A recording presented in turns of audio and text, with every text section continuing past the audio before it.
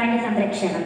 അത്യുന്നതന്റെ സംരക്ഷണത്തിൽ വസിക്കുന്നവനും സർശക്തന്റെ തണലിൽ കഴിയുന്നവനും കർത്താവിനോട് എൻ്റെ സംഗീതവും എൻ്റെ കോട്ടയും ഞാൻ ആശ്രയിക്കുന്ന എൻ്റെ ദൈവവും എന്ന് പറയും.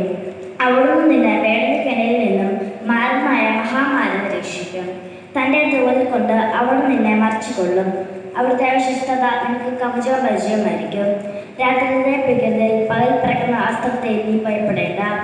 ഇരുട്ടിൽ സഞ്ചരിക്കുന്ന മഹാമാരിയും നട്ടശയ്ക്ക് വരുന്ന വിനാശത്തെയും നീ പേടിക്കേണ്ട. നിന്റെ പാർശ്വങ്ങളിൽ ആയിരങ്ങൾ മരിച്ചുനേക്കാം, നിന്റെ വലത്തുവശത്ത് പതിനായിരങ്ങളും. എങ്കിലും നിനക്ക് ഒരനർത്ഥവും സംഭവിക്കുകയില്ല. ദുഷ്ടന്റെ ബലബലം നിന്റെ കണ്ണുകൾ കൊണ്ട് നീ കാണും. നീ കർത്താവിൽ ആശ്രയിച്ചു, അത്യുന്നതനിൽ നീ വാസം ഉറപ്പിച്ചു. നിനക്കൊരു തിന്മയെ ഭവിക്കുകയില്ല, ഒരനർത്ഥവും നിന്റെ കൂടാതെ സമീപിക്കുകയില്ല. നിന്റെ വഴികൾ നിന്നെ കാത്തു പരിപാലിക്കാൻ അവിടുന്ന് നിന്റെ തോട്ടുമാരിൽ കൽപ്പിക്കും. നിന്റെ പാത കൽത്താറ്റാതിരിക്കാൻ അവൻ നിന്റെ കൈകളിൽ വഹിച്ചു കൊള്ളും. സിംഹത്തിൻ്റെ അണലിയുടെ വെളിയിൽ ചവിട്ടി നടക്കും. യുവസിംഹത്തെ സർപ്പത്തെ നീ ചവിട്ടി ഗതിക്കും.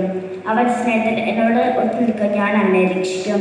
അവൻ എന്നെ വിളിച്ചപേക്ഷിക്കുമ്പോൾ ഞാൻ ഉത്തരമരുളും. അവൻ എൻ്റെ നാമം അറിഞ്ഞുകൊണ്ട് ഞാൻ അവനെ സംരക്ഷിക്കും. അവൻ എന്നോട് ഒത്തു നിൽക്കാൻ ഞാൻ അവനെ സംരക്ഷിക്കും. ദീർഘായുസ്സ് നൽകി ഞാൻ അവനെ സംരക്ഷിക്കും. എൻ്റെ രക്ഷ ഞാൻ കാണിച്ചു കൊടുക്കും.